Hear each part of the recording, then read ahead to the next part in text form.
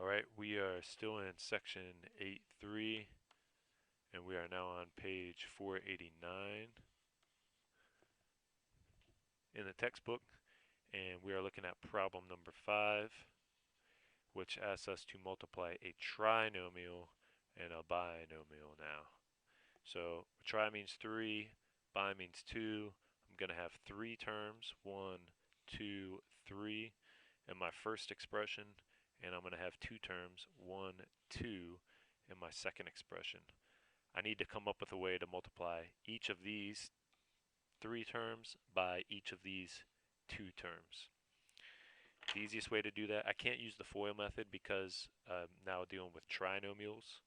So what I'm going to do is arrange them vertically and kind of multiply it kind of like old school multiplying by hand method. So let me start by copying this down but arranging these expressions vertically. Start with this trinomial right here. I'm going to copy that down. 3x squared plus x minus 5. And then below it, I'm going to copy down this trinomial. 2x minus 7. Okay, and I'm going to multiply these kind of using some old school methods that you guys might remember from doing writing out multiplication problems when you were younger. So at first look, I have a negative 5 times a negative 7. That's going to give me a positive 35. And I make sure to write the plus sign to the left of it. Next, I have a positive x times a negative 7. That would give me a negative 7x.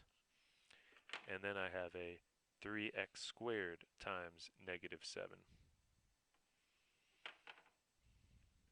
And that will give me a negative 21x squared. Okay. Next, start back at the right side for my top term. I have a negative 5, and now I'm going to multiply it by this 2x. When I do that, I'm going to get a negative 10x, and I need to line up down here. I need to line up my terms so that like terms are on top of each other. So since this is going to be a negative 10x, I'm going to put that underneath my x terms.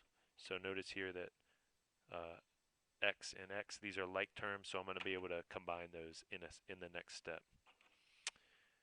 Now I have a plus x times a plus positive 2x.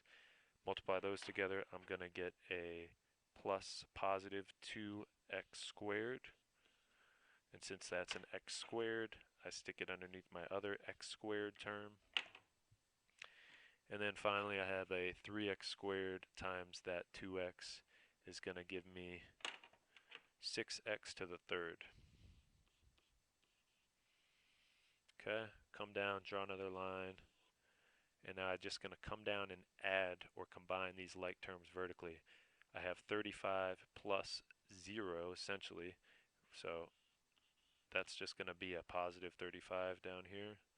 I have a negative 7x minus 10x. When I combine those together, I get a negative 17x.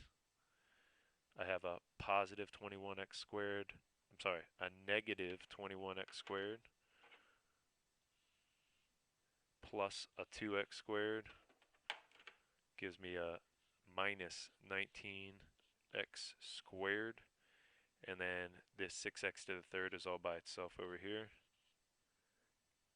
So that stays just like it is. I just give it a quick look and make sure I don't have any like terms I can combine. In this case I don't. So this is my final answer.